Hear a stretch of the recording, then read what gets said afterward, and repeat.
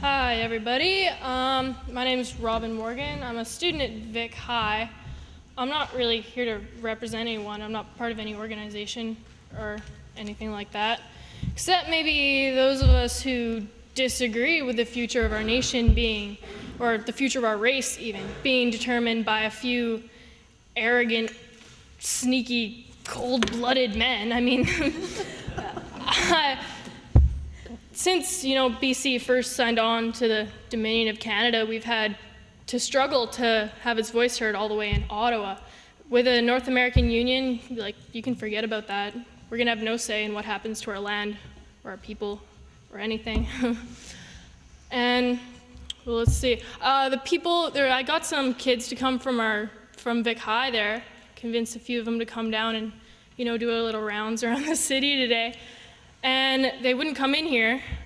They all, I don't know, went to go smoke a doobie or something. I don't know the deal. But they're like, yeah, too many old people in there.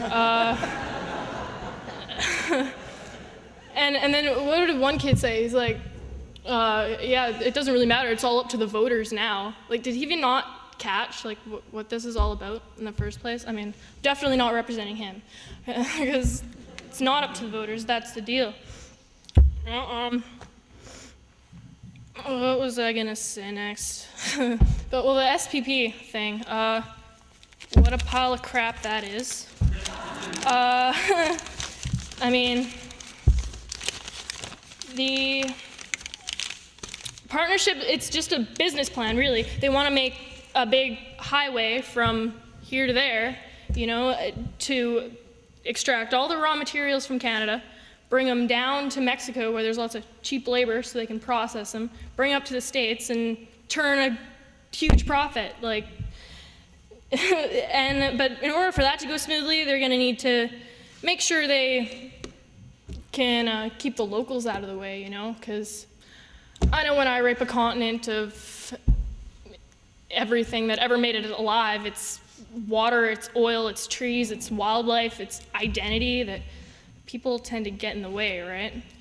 So put more cops on the streets, give them a bigger budget and a higher tech weapons and military training even. Split the country into a grid divided by roads, and so make sure everybody's surrounded in the event of some kind of emergency lockdown.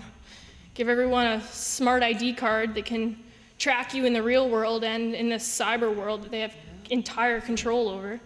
And secure our borders, with biometrics and robots that can pat you down, and those cameras that can look into your brain and see if you're plotting some kind of terrorist plot,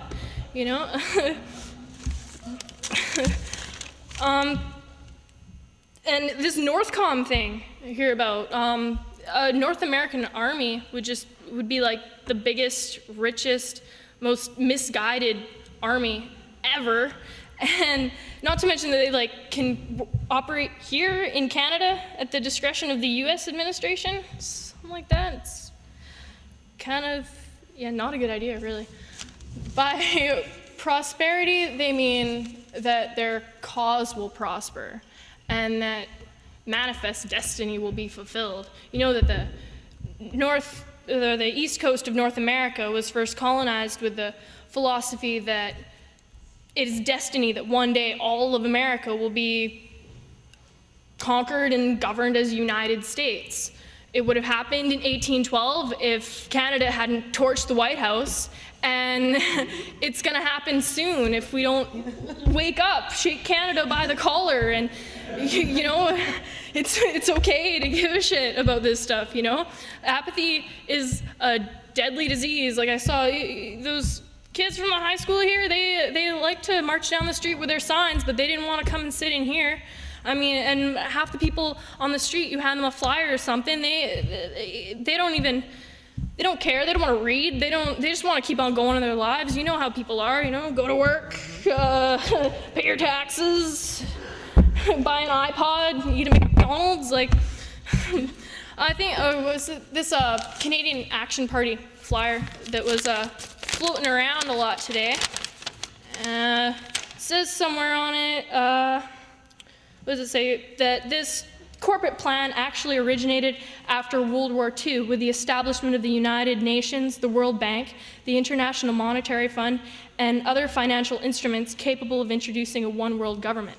But the ideals were hijacked by men more interested in their own vision of world domination based on control of governments through debt, unfettered capitalism, and the establishment of a new world order, which is the exact opposite. But I think the new world order was at the front of their minds when they established the UN and the IMF.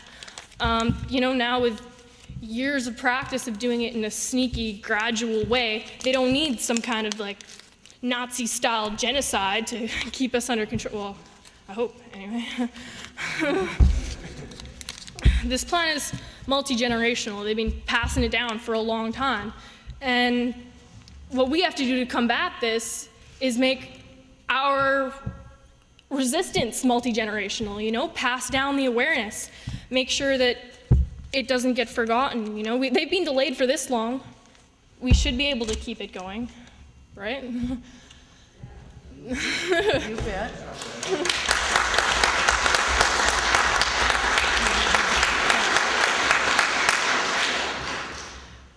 The USA would love to, conquer the world, lash out against its enemies, but they've spent imaginary amounts of money on this war on terror. But their economy is kind of shriveling up right now. They have inhuman healthcare, really, and poverty is rising like mad, and that's just something that capitalism does to a society, right? But their aquifer is drying up too, the aquifer that feeds their nation. And the easiest, simplest thing for them to do at this point is to buy out Canada and just continue this war until, we're flattened down to their position. And what are they going to do after that? I don't know. Maybe they hope they get some kind of like technology to, take it out of space or something. I don't even know. But the SPP is a final free trade agreement, really. Free trade, it's an oxymoron, isn't it? I mean, we give them everything we've got in return for the permission to give it to them? I don't think so, America. You can keep your markets because Canada's not for sale.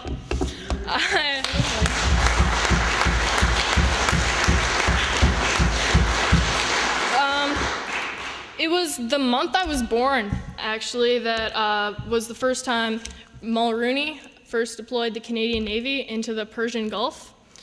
Now, 17 years later, we're still in this thick of some crazy war in Afghanistan and Iraq, apparently. I didn't know we were in Iraq. That's something new for me. But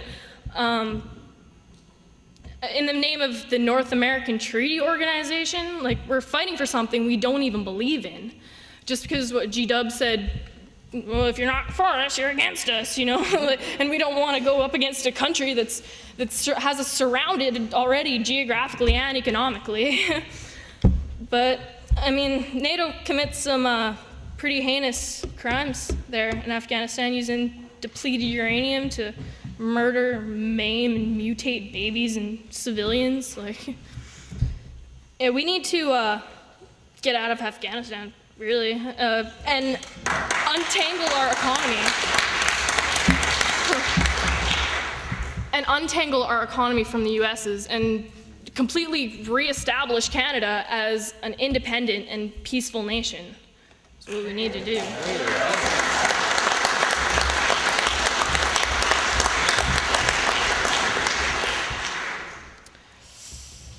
Yeah,